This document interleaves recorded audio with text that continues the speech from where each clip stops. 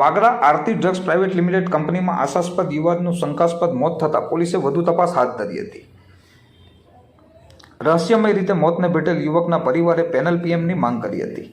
બનાવ અંગે વાગરા પોલીસ ચોકડે નોંધાયેલ માહિતી અનુસાર વાગરા તાલુકાના સાયખા ગામે રહેતો 22 વર્ષીય કરણ રણજીત રાઠોડ, જે સાયખા જીઆઈડીસીમાં આવેલ આરતી ડ્રગ્સ નામની કંપનીમાં નોકરી કરતો હતો. નિત્યક્રમ મુજબ તે ગત તારીખ 5/9/2024ના રોજ કંપનીમાં નોકરી પર ગયો હતો. તે દરમિયાન લગભગ 4 વાગ્યાના અરસામાં કંપનીમાં આવેલ કુલરમાં પાણી પીવા જતા તેને વીજ કરંટ લાગતા તે ત્યાં જ બેભાન થઈ જઈ જમીન ઉપર ઢળી પડ્યો હતો. ઘટનાની જાણ થતાં જ કંપનીમાં કામ કરતા અન્ય કામદારો પણ બનાવવાળી જગ્યાએ દોડી જઈ જોતા કરણ ત્યાં બેભાન હાલતમાં પડેલ હતો, જેથી તેને તાત્કાલિક સારવાર હેઠળ ખસેડવામાં આવતા હાજર તબીબોએ તેને તપાસી મૃત જાહેર કર્યો હતો. વાગરા પોલીસે જરૂરી કાર્યવાહી કરી વધુ તપાસ હાથ ધરી હતી. સમગ્ર બનાવની જાણ થતાં જ પરિવારજનો સહિત સગા સંબંધીઓ તેમજ ગામના આગેવાનો પણ વાગરા હોસ્પિટલ ખાતે દોડી આવ્યા હતા. આશાસ્પદ યુવકનું મોત નિપજતા પરિવારના માથે જાણે આપ તૂટી પડ્યું હતું. હોસ્પિટલ બહાર લોકોના ટોળા એકત્ર થયા હતા. મરણ જનાર યુવકનું કરંટ લાગવાથી મોત નિપજ્યું કે પછી અન્ય કોઈ કારણસર યુવક મોતને ભેટ્યો છે તેનું ચોક્કસ કારણ જાણવા પરિવારે મૃતક યુવાનનું પેનલ પીએમ કરવાની માંગ કરી હોવાનું પણ જાણવા મળ્યું હતું. પરંતુ પેનલ પીએમ કરવા માટે ડોક્ટરની વ્યવસ્થા ન હોવાથી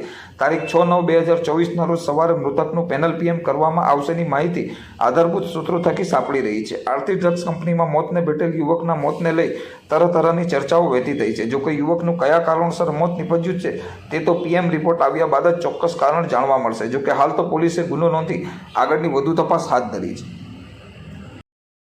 રાજેશભાઈ રમણભાઈ, વ્યવસાય તાલુકા જિલ્લો ભરૂચ.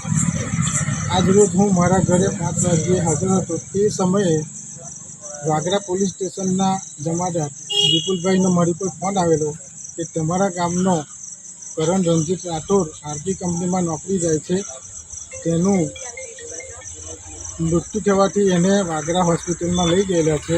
તેની જાણ તેમના ઘરવાળાને કરવા મને કહેલ, જેથી હું એ લોકોના ઘરવાળાને એ લોકોની જાણ કરેલી અને વાગરા અમે આવેલા.